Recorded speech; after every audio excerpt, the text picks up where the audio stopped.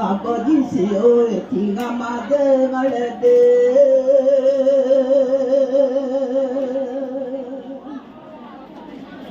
아버지 흘러놔 티도 마타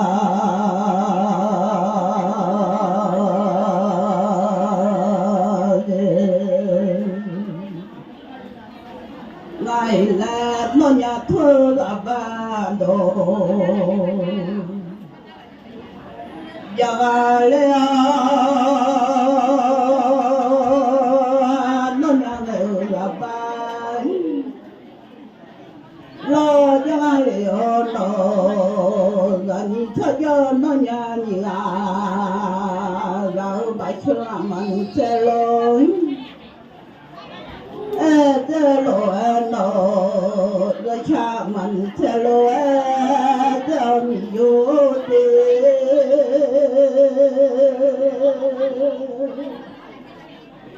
đi ra đó sao tôi ra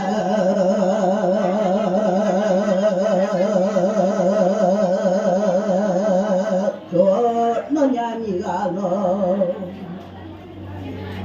cha sẽ đỡ lo em cứ đổ thêm lệ thua đi ba mà đổ thêm lệ thua nó nhà đôi sao tung về chỗ lối quê mà nó chẳng để chỗ khác đồ lo mà chơi nó nhà nhà đời cha lo mà chơi nhiều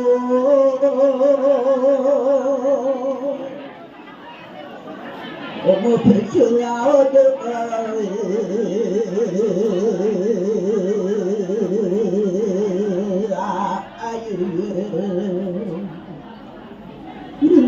lo nó nhà nhà đời cha ơi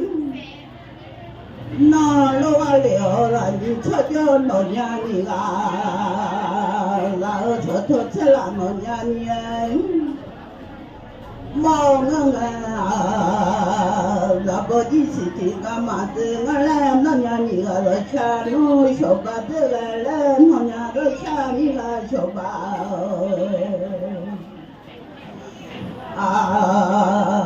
ta gần nhiều là mà nếu ta gần được sung thế mà nếu ta được sung khổ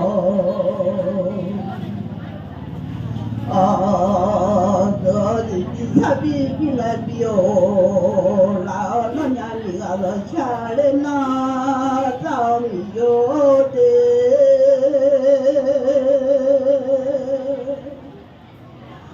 nó nhà nhà rồi cha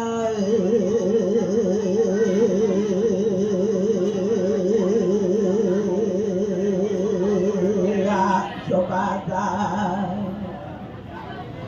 có liệu là nhìn cho nó nhà nhà và lẽ nó nhà nhà rồi cha nó thế ra nhà rồi sao đồn ơi dạ cho là nhìn cho nó nhà nhà là ơn vô đi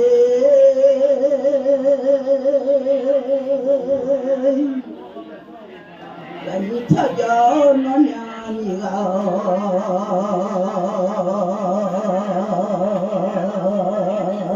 là một tham mà đơn ya tham mà để mai là nó nhà mỏ lo sao mà là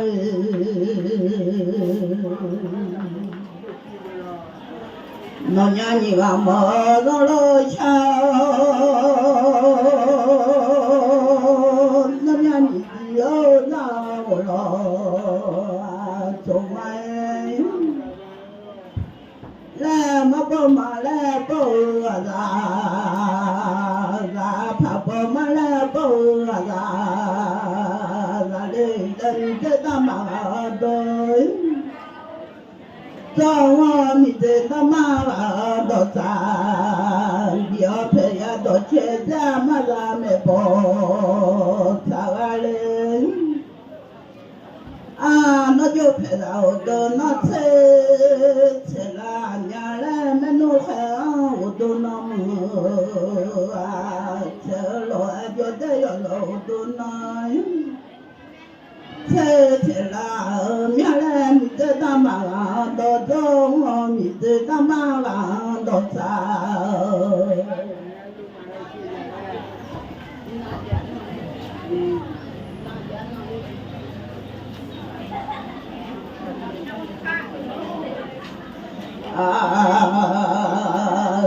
mi tư tam bảo đồ đồ mi tư tam bảo đồ sao là nhìn thôi cho nó nhà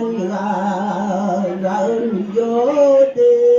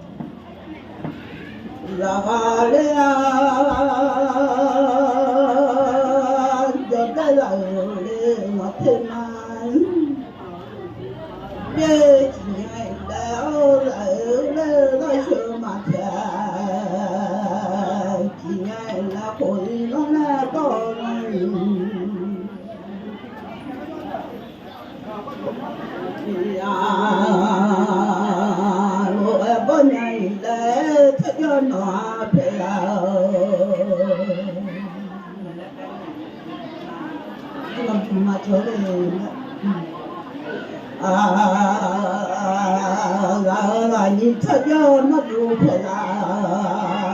ơi nó mở đồ nó thế sẽ làm nhà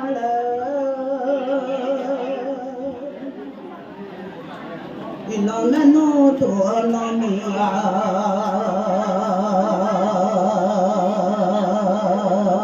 theo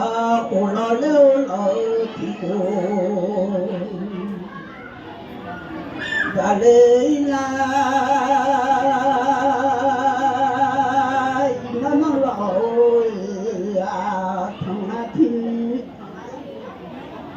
nên nhà rồi nó là thằng na thiên nó là cho để rồi nó thế nhà lên đi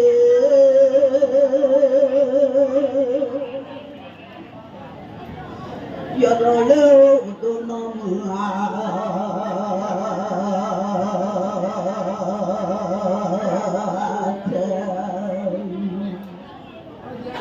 nhảy đào cha lên là đi giờ giờ bây giờ là cái là nó đồ thon này đồ chụp hình nào đấy rồi nó còn nhà nhớ giá rồi đi chơi ta cái cái thảo giờ nó luôn là cả chân nhà là cái thảo này cho giờ nó luôn giờ nó này cho còn nhà mình này rồi là chân nhà là cái mà đấy rồi nên là cái thảo giờ nó luôn đi học cái này cái này nhà mình này rồi giờ sau này mà chẳng là giờ nhà ở đó chỗ mà rồi cái chuyện là gà bị phá cái gì bị đó rồi mình này rồi cái chuyện là giống như sau này rồi mình này người ta là cái thảo là giờ như đây giờ đang ở rồi rồi cái sổ rồi rồi là cái thảo là nó là rồi mình này người ta giờ thảo abu ama chắc sao abu ama abu ama rồi đó này điều ta chúng ta thôi về thì cô đá rồi do nhà ra của ta lấy này rồi nhung này sau này nền phá cái gì sau này phá cái gì cả con nhà cái chuyện là bị phá cho nó bỏ quên mưa mãi do mưa mãi